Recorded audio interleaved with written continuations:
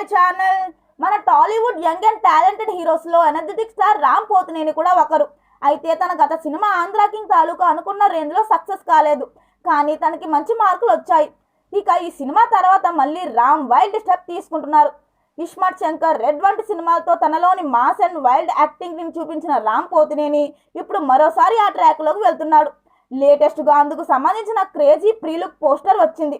ఇందులో తన చేతిలో మైక్, అది కూడా రక్తంతో తడిచి కనిపించడం అనేది మరింత ఆసక్తిగా మారింది. దీనిపై ఫుల్ క్లారిటీ అయితే రేపు రామ్ బర్త్డే కానుకగా మే 15 ఉదయం 10:08 ఈ బిగ్ అప్డేట్ని రివీల్ చేయనున్నట్టుగా ఇప్పుడు ఖరారైంది. అయితే రామ్ పోతినేని ఈ సినిమాకి కథ రాస్తున్నట్టుగా సినీ వర్గాల్లో టాక్ ఉంది.